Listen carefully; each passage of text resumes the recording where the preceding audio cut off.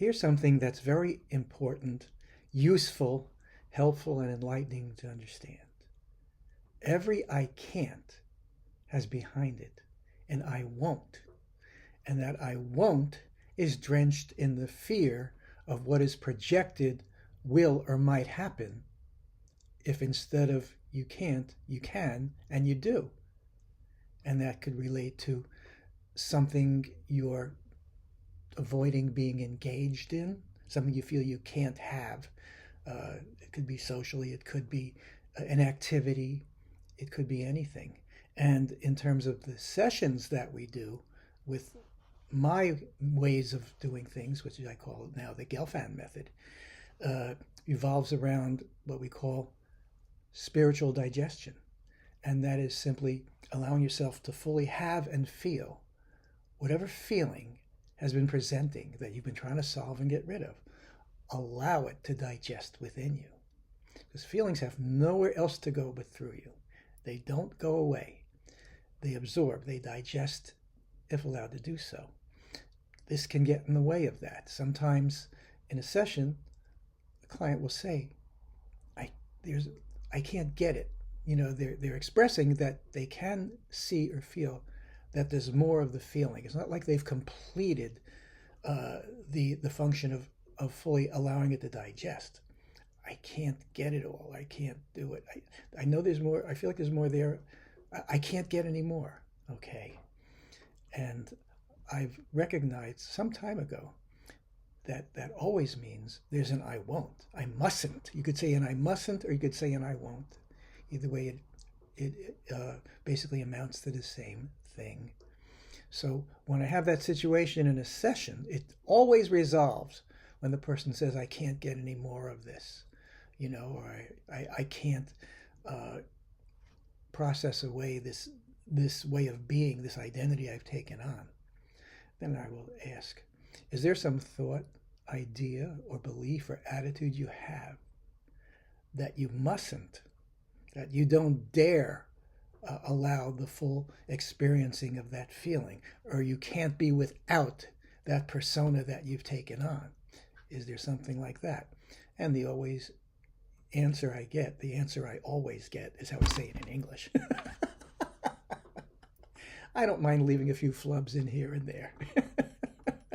Anyway, the answer we always get is yes to that question, always. And the thought, the belief, the idea then arises, you know. I can't be without this identity because then this will happen. Or I can't allow myself, I don't dare allow myself to fully have or allow that feeling because then it'll just crush me. I won't be able to get it out of me. It'll destroy me. I'll be stuck in it. You know, there's some such thing like I mustn't allow painful feelings or fear, whatever it is, that there's some particular attitude that the person has self-installed that says, I must never do this. And then we simply process that attitude with a technique that I've been using for a long time, which involves digesting the fear that's being expressed in that attitude and then objectively re-examining that attitude, that thought, that idea, and then being able to dispense with it. And then the process can easily be completed of processing away a feeling, a persona or identity, whatever has been getting in the way of a person, of you being how you want to be and feeling how you want to feel. There's a variation to the attitude which mostly acts the same way, which could be called a command or a demanding insistence, and that can get in the way. And a command is, as I've mentioned in other videos, is something that simply says, this is how it's got to be. The difference between a resolutely held protective attitude and a command, as I've explained before, is a resolutely held protective attitude says, I don't dare do this or have this because this is what will happen, or I have to do this instead, or I have to be a certain way or not be a certain way because, and then there's an explanation to it.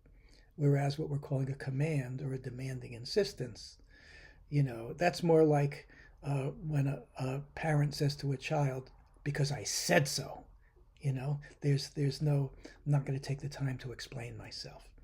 And these self-instilled, which are mostly self-instilled commands, come out of an intense panic or fear. It says, I just got to hold this down. It's got to be this way, you know. And there's an urgency to it that that preempts a justification or explanation of any kind. But either way, it amounts to the same thing. It's an I won't. I won't do this, or I will do that instead. I won't have this. I can only have that. And that's how it always works. There's always at the basis of this some fear of what the person is projecting or fearing will occur if they allow themselves to engage with something or have something or do something.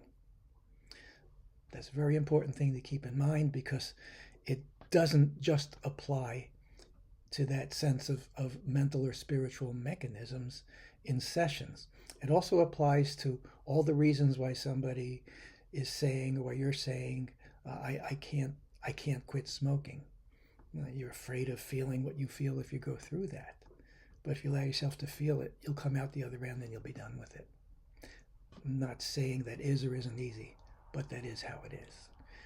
I can't, I've seen people jump out of relationships out of some fear that wasn't based on anything that actually happened within that relationship, but they feel like all of a sudden they must get out of it or disallow it, or they must not have any relationship because of some fear related to something they've been through.